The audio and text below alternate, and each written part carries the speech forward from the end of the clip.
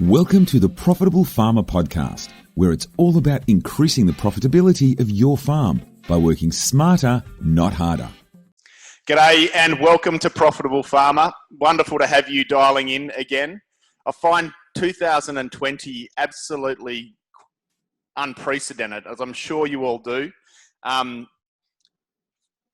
Prevailing drought conditions, then fire, and now we find ourselves in a situation, and speaking to 60 and 70-year-olds, we are in times that they haven't seen before. Our family is home on the farm. We've done sprint training to wear the kids out this morning. And like so many farming families out there, we're now isolating and all of that. And so it's with that in mind that I'm really excited about this podcast today. We've got David Charge, Managing Director of Sprout Ag. They are financial advisors specialising in supporting farming families.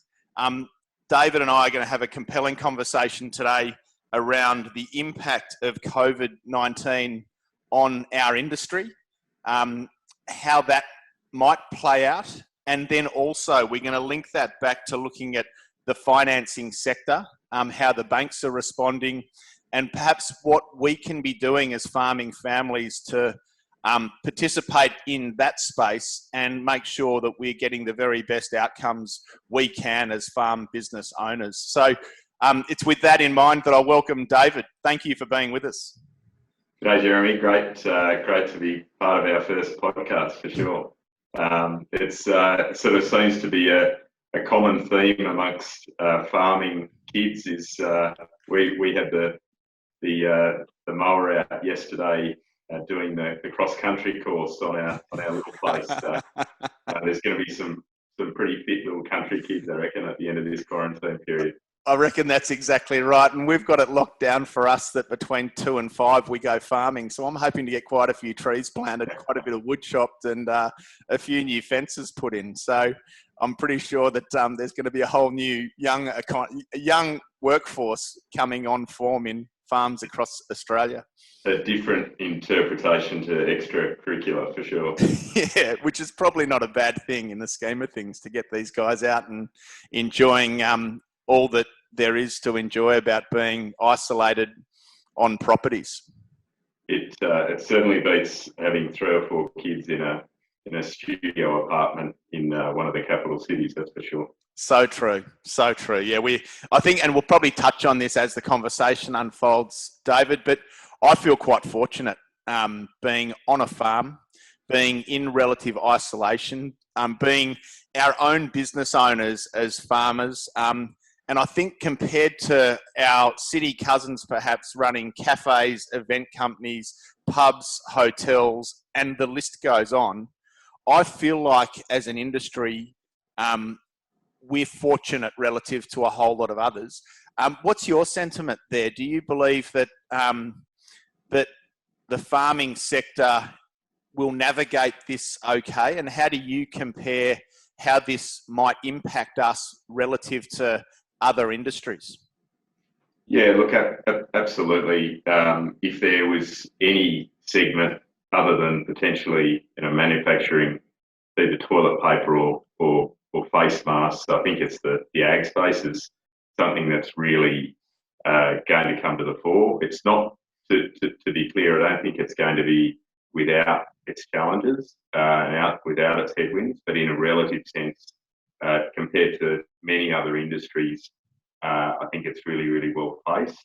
I'd probably expect that throughout this as well is that there's likely going to be a real realignment around the economy insofar as what's actually important, what's of value, and what are these tangible products that are produced within the economy. And I think ag itself and clearly the produce that we're so good at producing speaks to that and will really come to light. Particularly given the quality of that product.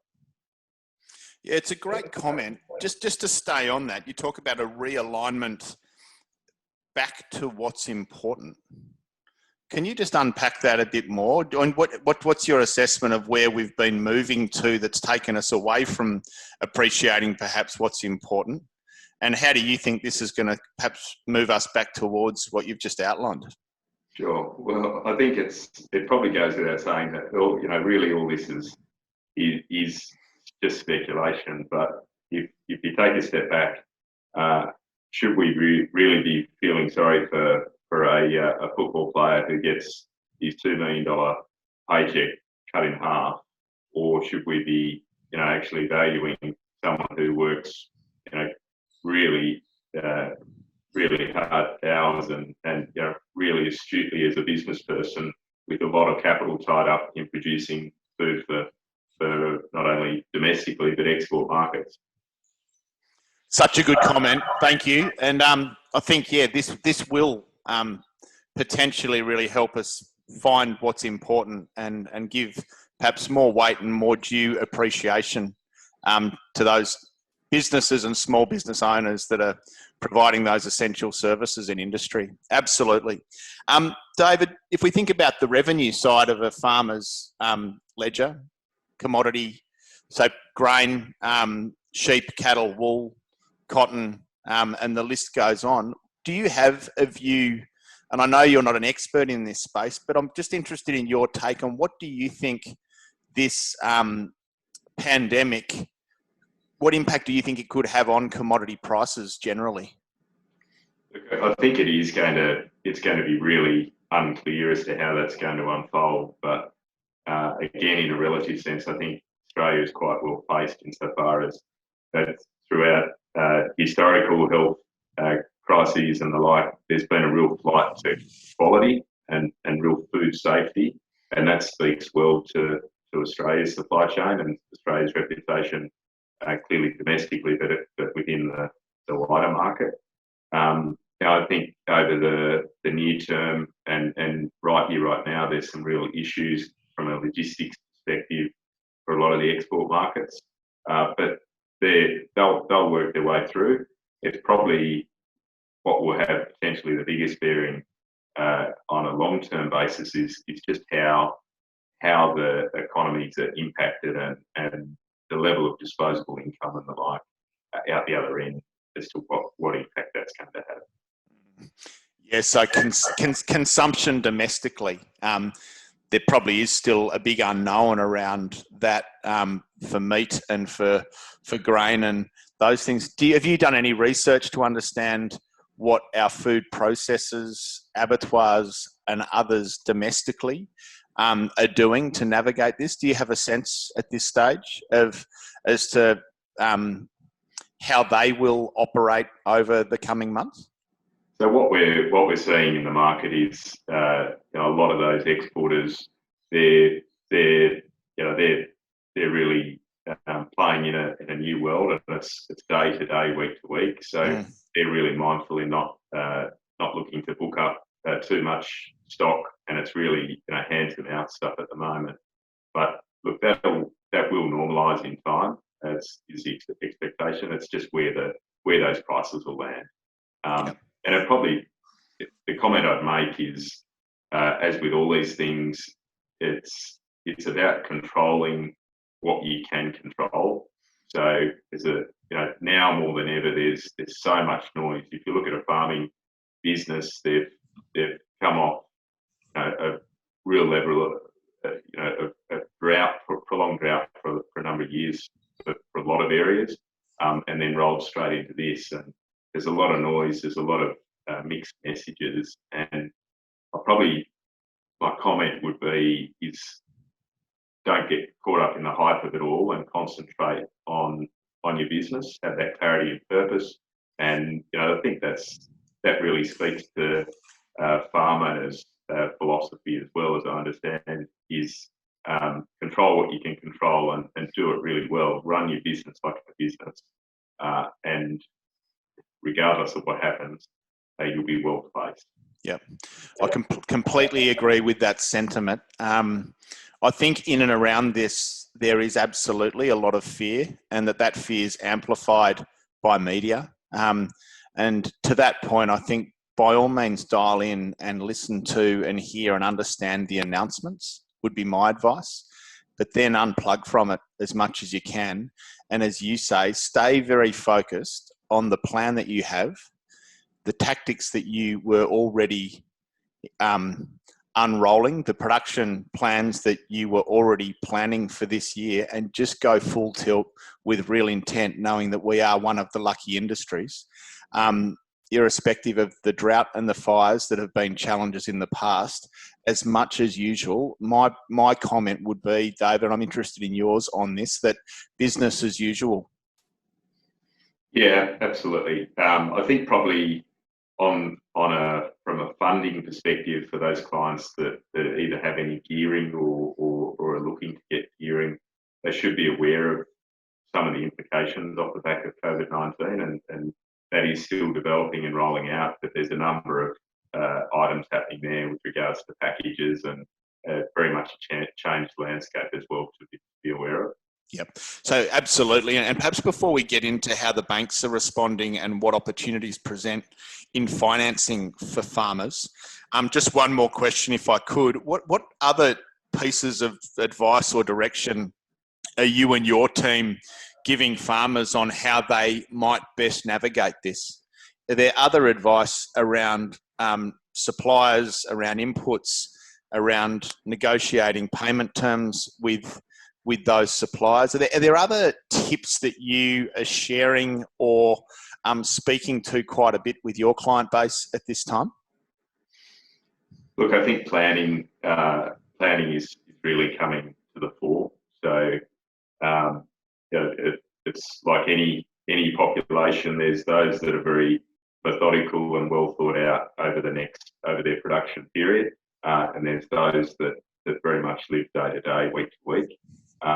With some of these headwinds, there could well be some, and we've already seen, with Roundup and the like, some issues in procuring some of those inputs. So I think planning and some forward securing of some of those items would be prudent without being silly and without doing what we've seen in the toilet paper and the like.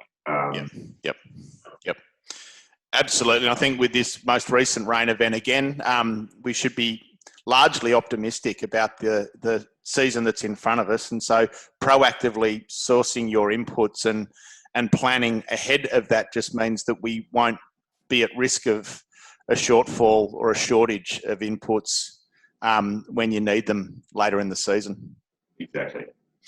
So coming back to the banks, the Big Four and others, how are you seeing them responding? And what does that mean for us as farming businesses, David? So there's a lot happening.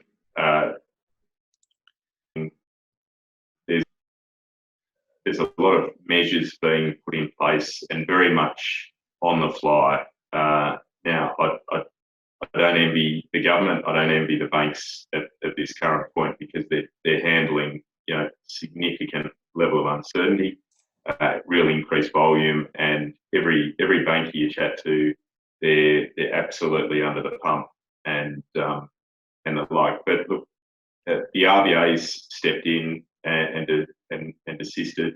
The government, I think, has done quite a good job with regards to shoring up and encouraging the banks to very much support businesses through this time, and particularly those outside of those industries that you mentioned before, the hospitality, retail, etc.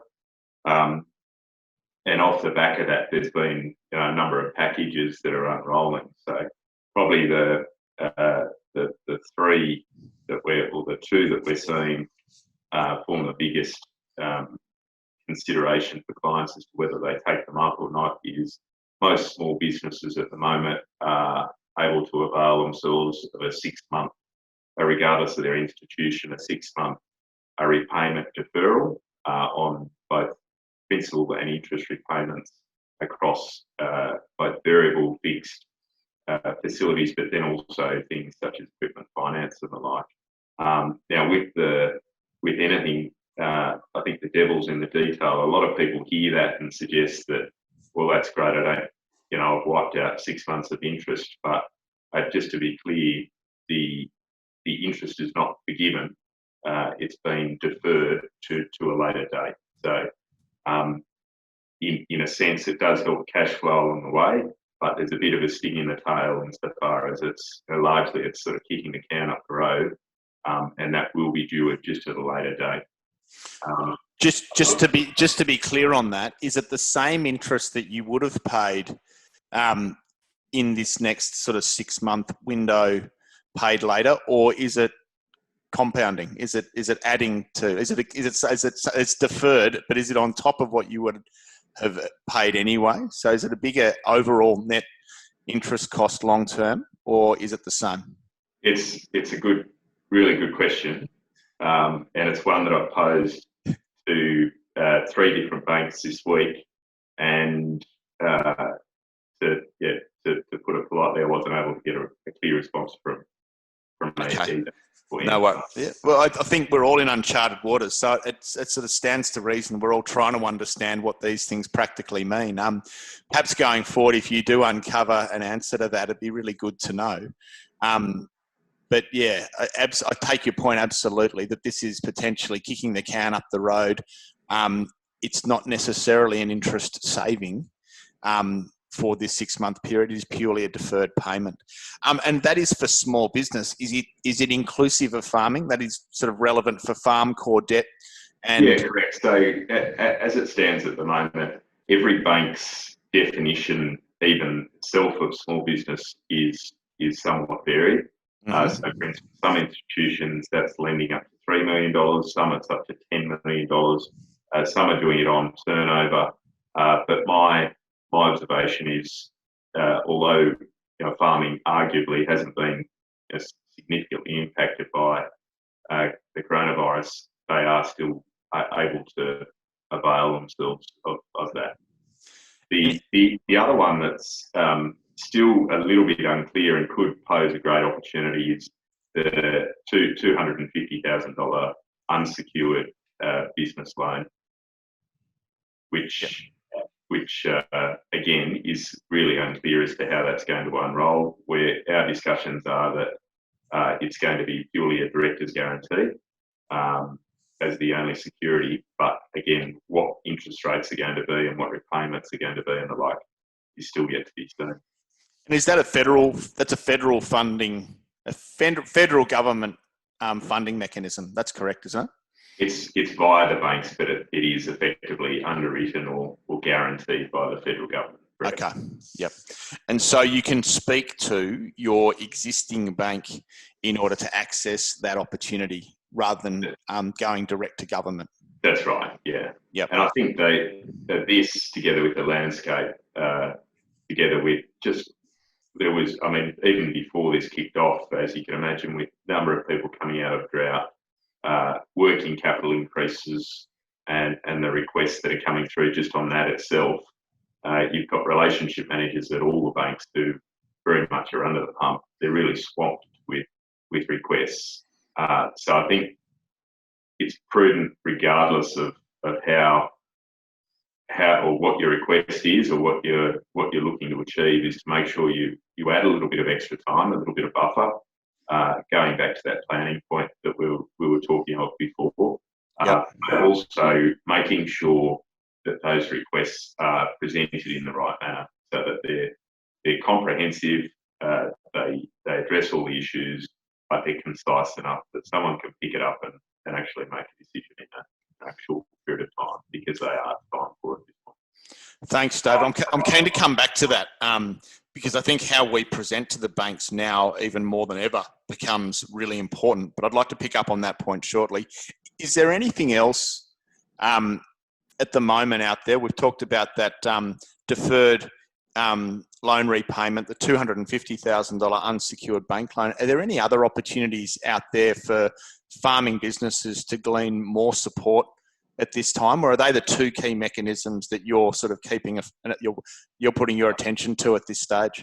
Yeah, I think, look, they're the two blunt mechanisms as such, but one item that's really coming through, which really for a family farming business is probably of the greatest importance is the reduction in funding costs. So we're seeing all the banks have, with the level of encouragement from the government, to their credit, they've been quite forthcoming in reducing funding costs off the back of what the RBA is doing and the like.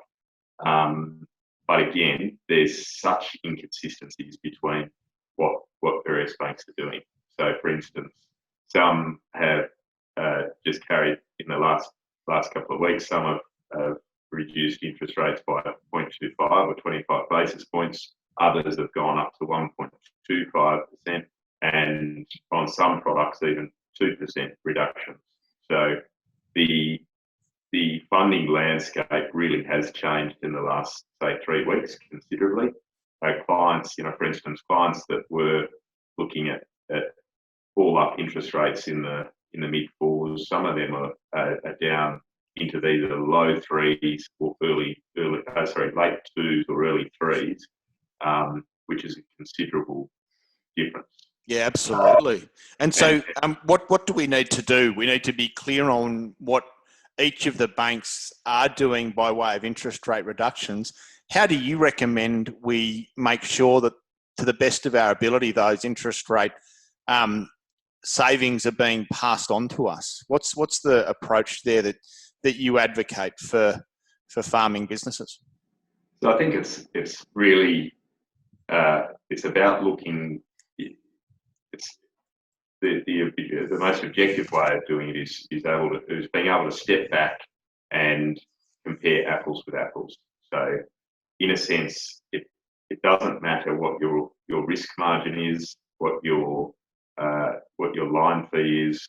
The sum of the parts is irrelevant. What matters is the all-up cost to your business, what it was then, and what it is now. Yep. And being able to compare that. And what a good measure is understanding what that is relative, less so to the RBA cash rate, but more so the bank bill swap rate.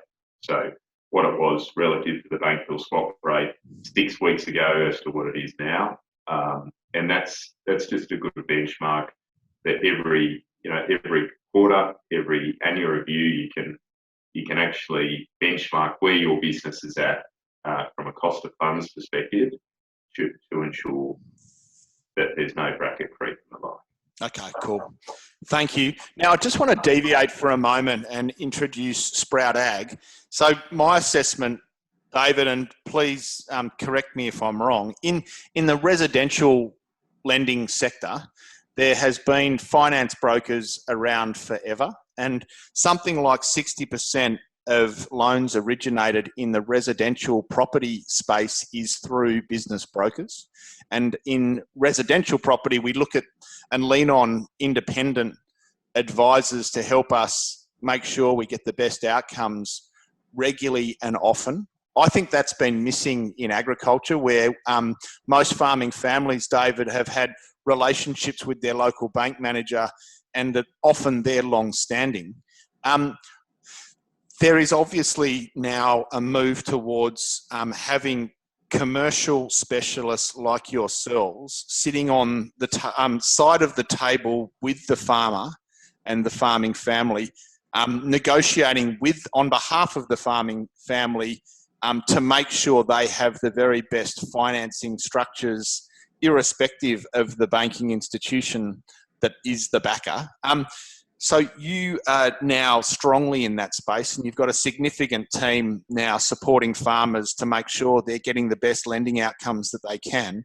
So as finance advisors in the specialising completely in the ag sector, have I just defined what you do and how you help farmers reasonably? And can you expand on that for us, just so that everyone really does understand what you do and how you help people? Sure. Yeah. So it is a very much an old concept within the residential market, as you touched on. But in the ag space, it's something that's been quite boutique, quite cottage industry in a sense, as in that there's been a number of smaller firms doing bits and pieces here and there, and we could see that there was a huge opportunity given what's happening in the landscape from a banking perspective.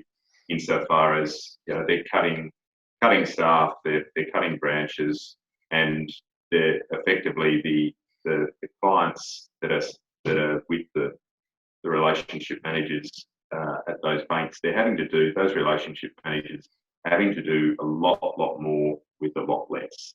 So their lack of time shines through in their inability to, and they're trying their best, don't get me wrong, but they're not able to spend the time actually understanding the client's business, what they're looking to do longer term, and then backfill as to how something is best structured, what's the best facilities, and realistically, if you think about it, that relationship manager, they're an employee of that bank.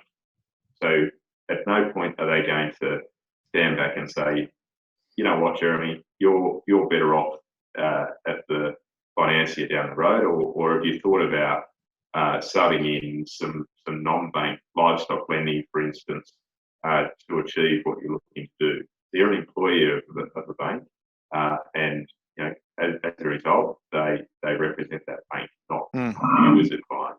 So, David, I think there's a few other elements to this. There's the impact that the Royal Commission is having on those relationship managers by way of the red tape and the paper trail, and I'd be interested in your comment on that.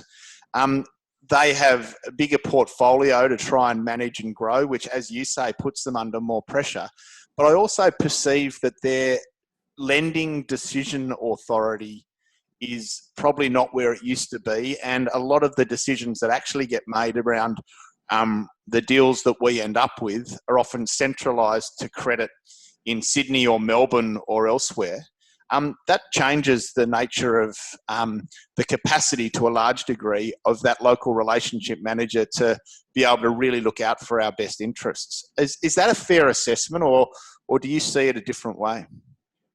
Unfortunately and sadly, it's a really fair assessment and accurate assessment. I think you take a step back, say in the late 2000s, pre-GFC, there was significant empowerment for those relationship managers on the ground. GFC, they probably got a bit out of whack, to be perfectly honest. You had relationship managers that were approving the loan subject to evaluation that they were also undertaking internally. So there were some good adjustments and they were required. But since then, and certainly since the Royal Commission, there's been a complete division of compliance being created. So you've got a situation where you've got checkers checking the checkers checker, and so there's real paranoia around stepping outside of any risk framework. And as you can appreciate, a lot of businesses, they don't tick all the boxes, but there's context around that. There's manners in which you can mitigate that. So it's a matter of ensuring that you're able to navigate that as best as possible. We can't change the frameworks of the banking space, but what we can do is help minimise the risk of any request that a client has of not getting sideswiped by, as you say, three sets of hands before it actually ultimately gets to someone who makes a decision. Yep, absolutely. So given your finance sector experience and that of your team, would you mind just touching on your process? My understanding is that you help put the very best case forward for farming families, but then negotiate directly with credit in order to take some of that noise out of the decision process. Can you just probably explain your process briefly, just so that our listeners understand what a commercial lending expert like you actually does in order to help them get a better outcome? Yeah, sure, Jeremy. So look, every client's a little bit different, but we first start by actually taking a considerable amount of time in actually sitting down with that client and understanding where they're at, where they've been, where they're at, and where they want to go. And because without that context and it speaks really well to farm owners because that's very much your philosophy as well. And understanding that allows for you then to back solve what's the best funding to suit not only the here and now, but the future for that business, for that family. So once we've got a good understanding of that, we give them a bit of a feel for what are their current arrangements, are they within market? And if they are, there's no point turning them upside down just for the sake of doing so. And so once we've got a good line of sight of that, we then we do a full credit proposal, no different to any bank would do. And we put out that to what we call a bank tender process. So we'll put that out to a number of bankers at a number of banks. And with that, there's a good level of competitive tension. So instead of that client or that family having to re-explain their business 6 or 7 times, we're the conduit. We understand that, and we represent that on their behalf. So that I think that shines through in a number of ways. So firstly, turnaround times are significantly reduced because largely you don't have a banker, as we talked about, who's quite time poor, having to actually collate all that information, write it up, represent it internally. So from a time perspective, turnaround time perspective, there's some great advantages. Secondly, from a structure perspective, with that competitive tension across all the banks competing for that business, they're more forthcoming when it comes to more flexible structures. So that could be less or no caveats, conditions. It could be leaving a bit of security off the table. It could be a lack of directors' guarantees. It could be a longer funding tenure for that business, or it could end up actually just being purely price. So they might achieve a better price outcome just with the same structure. Great, thank you. It's really really good to understand that. And is it for core debt only, or does your capability cross into equipment and livestock and other sort of finance requirements? Yeah, correct. So look, in part, that's where we saw a real gap in the market. There was plenty of people doing simply a term loan and an overdraft, and that's where it started. That's where it stopped. So we've spread the net much wider and able to be very much a complete solution for a client. So we've got a number of for instance, livestock finance providers, be it bank and non-bank. We've got non-bank inventory and supply chain financiers. We've got equipment financiers and trade and the like, as well as your traditional term and overdraft working capital facilities. So the positioning is really that client should have to explain their business to us, to explain them at once, and we're then the constant or we're the point of contact for them. And then thereafter, in the background, we're very much, we marry them up to what the best fit is for that client, regardless. So for instance, for some clients, that might be 2 or 3 different providers, but for others, it might all just be one institution.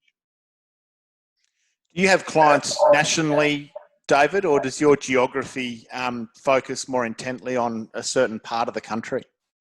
So at the moment, it's predominantly East Coast. From sort of central and western Queensland down through to Victoria. We've got a number of clients in WA and South Australia, but in the main, it's the East Coast. Great, thank you. And so to our listeners, if having someone independent and highly capable interests you to make sure you're getting the very best financing arrangements, perhaps especially at this time, it might be that you find yourself with a bit of extra time to get on top of a few of these more strategic items. Jump on to David and his team's website, sproutag.com.au. That's SPROUTAG.com.au. there's heaps of information in there to explain how they can support farming families like yourself. So perhaps just a couple more questions, David, if I could. Two, and then there'll be one other conversation to have. But firstly, the Royal Commission, we touched on that. What's the current state of play now on the other side of that, and what are you seeing that are changes as a result, is my first question. The second one is interest rates, and where they are and where you predict they might go. Do you think that in order to prop up this economy that we'll see further interest rates? Interested in your comment there, but perhaps if we could start with Royal Commission and what you're seeing now compared to 12 or 18 months ago. Yeah, so I think post Royal Commission there was some really unflattering items for the banking sector that were shone in the light of day, and I think that was a very good process for that aspect. What I feel also though is that there's probably been some unintended consequences off the back of that, insofar as how does a corporate, being a bank, then react to that process. And corporates being corporates, their capacity to overreact and to have those unintended consequences play out on the ground for their clients is probably what we've seen to a degree. So there's a real nervousness, even for really strong clients, even within. There's a real nervousness for bankers making calls, approving facilities, backing even very sound businesses. So that's leading to significantly more information required, slower turnaround times. As we talked about before, you've got checkers checking checkers, and really I think it's also born the emergence, ironically, of a number of additional or alternate financiers outside of the major banks coming onto the market. Yep. Which perhaps long term isn't a bad thing. Absolutely. I think probably the one comment I would make is it's fantastic for competition, but B, it gives clients some really good alternatives to that funding requirement, and how they fulfil that in a really timely manner when perhaps their incumbent is unavailable to do so. Thank you. Yep, great comments. So interest rates, do you have a crystal ball? I wish I did. I probably look. It's always caveated with you can only play what's in front of you. The landscape's changed considerably in the last 3 weeks. As I mentioned, the interest rates that we were getting quoted in the 4s 3 weeks ago are now in the late 2s, early 3s. So that in itself is a remarkable change. It's hard to see them lifting anytime soon. But what I would say for family farming clients is it's a great opportunity to make sure that you're actually realising the reduction in interest rates. So don't ensure that you're not on an old legacy product that isn't actually availing itself of the lower interest rate environment. And also for those that want certainty around cash flow, to take a bit of risk off the table, now would also be an opportunity to actually consider what funding would look like to fix in some interest rates for a longer period of time. Take a bit of risk off the table. Absolutely. The savings that could be achieved there compared to rates 12 months ago, quite significant really in the scheme of cash flow and profitability, right? For sure. I think probably the bit to also just be a little bit mindful of, particularly with fixing interest rates, is if it's done through a traditional fixed rate product. It does also limit your ability throughout that fixed rate period to have the flexibility of repaying debt, whether it be through an asset sale or a strong harvest or production yield or the like. But it also does limit your ability potentially to jump ship and jump into a different bank. So just make sure, my comment would be just make sure you've got everything absolutely as it should be, margins and the right for and the like for both the fixed rate, but then also the balance of your facilities before you engage in something like that, because it does, and the bankers know it does, it limits your bargaining power thereafter. Yep, that's really good direction. Thank you. So, final question, and a different tact, if I could. You drive up 10 farm business driveways. What would your assessment be on the quality of the financial reporting that they present to you before you work with them? Secondly, their financial literacy. How good are they as business owners at being able to budget, interpret P&Ls, analyse benchmarks, understand critical ratios? If out of 10 businesses that you sort of start to work with, what's your assessment of how good we are as an industry at financial literacy and financial analysis? Look, I think there's a lot of room for improvement, to put it politely. What if you were to be slightly less polite? Like this is an important issue, and I think I appreciate diplomacy, but what is it that you really see? So, to put it bluntly, a lot of clients, probably farming clients who are running significant businesses, they've got significant capital tied up, significant debt tied up, and often they've got quite a big workforce or a number of employees. Some of those clients still have probably less of an understanding of their cash flow compared to the local hairdresser. Yeah, I think it's a really good point. I think this is a really significant issue, and I'm going to put it out there that I think our industry is very substandard on this topic of financial analysis and financial literacy and financial understanding.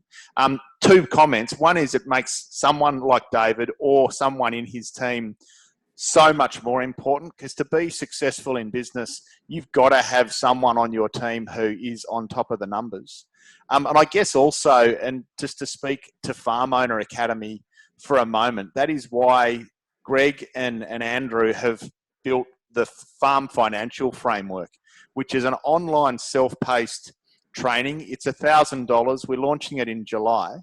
That is purely focused on helping our farm business owners across Australia learn how to interpret P&L's, balance sheets, learn what ratios they need to be analysing and driving in their business, and learning key skill sets like how to forecast accurately and meaningfully in our industry. So just briefly, a plug to keep an eye out for the Farm Financial Framework product. It is world class. It's a really good online self-paced program with significant support so that you can actually get the skills and then apply those skills to your farm business. So to all our listeners, keep an eye out for that. David, on this topic, what would you suggest? Where does a farm business owner who's sitting here now listening to this going, I'm one of those guys who I've grown up on a farm. I understand the production side of things and the technical side of things pretty well. I've never learnt farm finance. I've never learnt how to interpret any of these reports. I've got no idea. Where would you have them start? How can we help those guys just make a start toward actually strengthening the finance muscle in their business? Yeah, look, I think probably actually valuing the importance of it firstly. So I suppose the analogy is someone who takes a couple of days, 2 or 3 days a month in the office doing that strategic piece, doing the finance piece, that can actually make for your buck. That can be far more valuable than slogging it out in the paddock. And it's not to say that you don't do the stuff in the paddock, but I think farmers intrinsically, they're really good at growing things. good at the production piece, and the really good operations, they've got that balance right, and they know the importance of the potentially the less sexy aspect of it, which is the as you say, it's the finance, it's the books, and the like. Probably in a sense is no different to engaging a financial planner, no different to engaging an accountant or a lawyer. Really, things like finance now is a specialist type industry in itself. So engaging getting the best people around you to be working for you, and I'm not suggesting to actually step away from knowing your numbers, knowing your plan and the like, and not fobbing it off to someone else, but having that framework in place and getting the right people around you, whilst also understanding your numbers yourself is really valuable. Really valuable. Yep. No, great comment. And I think to your point, CEOs don't pump up tyres and drop oil out of their fleets, utes or whatever it is. They are at their desk in the office doing the analysis. And so what I encourage, and what at Farm Owners we encourage, is for people to spend 5 hours a week in the office, leaning in, focusing on really high value strategic items, and financial management is absolutely at the forefront of those priorities. So thank you for your time today, David. It's been really interesting. If we just debrief, we've talked about the coronavirus and that pandemic and the impact it might have on our industry. We've talked about your role in the industry in helping our farmers get the very best financial deals and structures. We've talked about the Royal Commission, we've talked about interest rates, and we've talked about this problem that I think is significant in our industry, that our farmers have learned how to run their farms well, but not necessarily how to be great analysts of farming projects. So a fairly full conversation. I really do appreciate your time. Thank you. Thanks, Jeremy. My first podcast, and it was an absolute pleasure. You've nailed it. Look forward to the next one. Now, just to wrap up, two things you can do, or three actually. If you want to engage or learn more about what David and his team do, we recommend them. Again, sproutag.com.au. Importantly, if you're a Farm Owners member and you're part of our Platinum Mastermind or Take Control programs, when you do inquire with Sprout Ag, speak to David directly. So his email is david.charge@sproutag.com.au. david.charge, CHARGE, @sproutag.com.au. Send him an email and let them know that you are a Farm Owner Academy member, just so that we can make sure that support is as you need for it to be. And also, if the Farm Financial Framework product is of interest to you, we are going to be launching that from the 1st of July. Send us an email just to let us know that interests you. It's a $1,000 product. It's online. It's self-paced. Really good for you to do perhaps at this time while there are other things that perhaps we can't do. Send us an email at support@farmownersacademy.com.au. So that's enough plugs for the end of this podcast. David, again, thanks so much for your time. Really appreciate it and really value, I guess, your insights to how we can be navigating this pandemic at this time. So to your family, stay safe, stay well. Thank you. And thanks, Jeremy. Enjoy the athletics later in the paddock. Yeah, will do. And same to you. And to all of you out there, just enjoy these next few weeks and months. Make the most of a tough situation by focusing in on your farm and your family. Thank you, guys. Take care. All the best, and bye for now.